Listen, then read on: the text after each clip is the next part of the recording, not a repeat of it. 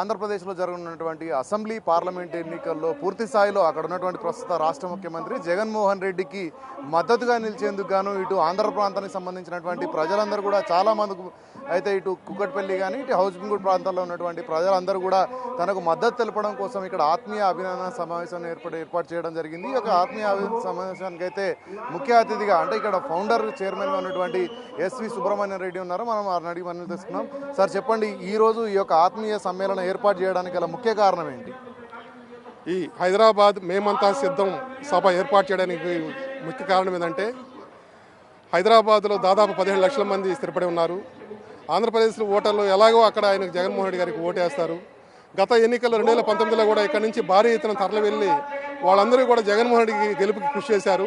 అదేవిధంగా కూడా ఈసారి వచ్చేటువంటి 2024 ఎన్నికలు ఏదైతే ఉన్నాయో ప్రతి ఒక్కరం కూడా వెళ్ళి మనం గతంలో ఎన్నికల్లో వేరు, ఈసారి జరిగేటువంటి ఎన్నికలు గతంలో మనం అధికారంలోకి రాకుండానే మన మీద నమ్మకంతో 151 స్థానాలు ఇచ్చి గెలిపించారు. కానీ జగన్మోహన్ రెడ్డి గారు అధికారంలోకి వచ్చిన తర్వాత ఆయన చేసినటువంటి సంక్షేమ పథకాలు ఏదైతే ఉన్నాయో, ఆయన ప్రవేశపెట్టినటువంటి ఏదైతే పథకాలు ఉన్నాయో అవన్నీ కొనసాగాలంటే మళ్ళీ జగన్మోహన్ రెడ్డి గారు ముఖ్యమంత్రిగా కావాల్సి అవసరం ఉందని మనం అందరం చెప్పుకోవాలి, తెలియజేయాలి.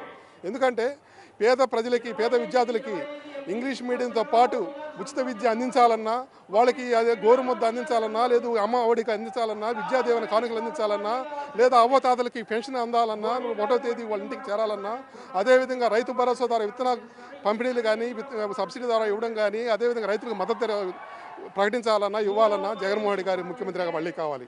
జగన్మోహన్ రెడ్డి గారి ముఖ్యమంత్రిగా మళ్ళీ ఎందుకు కావాలని ప్రజలు కోరుకుంటున్నారంటే ఆయన ప్రవేశపెట్టిన సంక్షేమ పథకాల్లో డ్వాక్రా మహిళలకి రుణాలు గత ప్రభుత్వంలో ఏదైతే మాఫీ చేయకుండా వదిలేసినటువంటి 25,000 కోట్ల రుణాలని వడ్డీతో సహా 30,000 కోట్ల రుణమాఫీ చేసి మహిళలకి చేయూతనిచ్చాడు, మహిళలకి పెద్దపీట వేశాడు.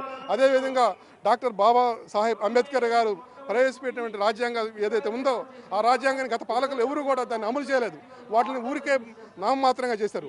కానీ గత 77 సంవత్సరాల పరిపాలనలో ఒక రాజశేఖర రెడ్డి పరిపాలన మినహాయిస్తే జగన్మోహన్ రెడ్డి పరిపాలన ఒక్కటే మనం మెచ్చుకోదగినటువంటి పరిపాలన.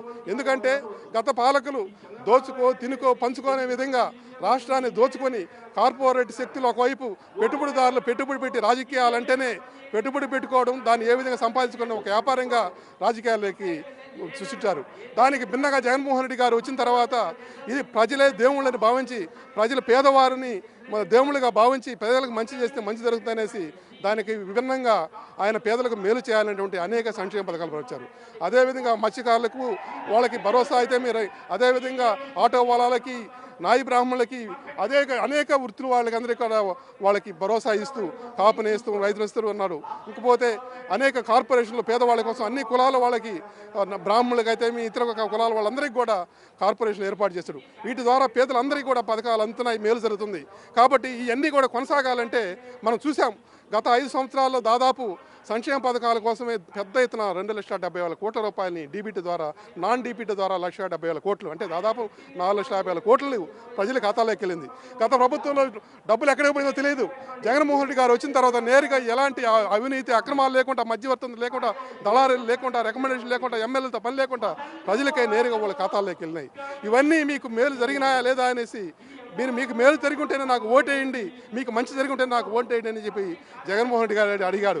అదేవిధంగా మనం చూస్తే ఇప్పటి వరకు జరిగినటువంటి ఎన్నికల ప్రచారాన్ని మనం చూడడం జరిగింది. ఈ క్రమంలో అంటే ఒక అడ్మినిస్ట్రేటర్గా అయితే ప్రజలకు నేరుగా డబ్బులు అందించారని చెప్తున్నారు కదా, ఈ క్రమంలో 82% మంది కూడా లబ్ధి జరిగిందని చెప్తా ఉన్నారు. రానున్న ఎన్నికల్లో వైసీపీకి ఎన్ని సీట్లు వచ్చే అవకాశం ఉంది? ఇటు అసెంబ్లీ వైజ్గా కానీ అటు పార్లమెంట్లో కానీ ఎన్ని సీట్లు సాధించబోయే అవకాశం ఉంది? నేరుగా లబ్ధి జరిగిందనేది నేను చెప్పాల్సిన అవసరం లేదు.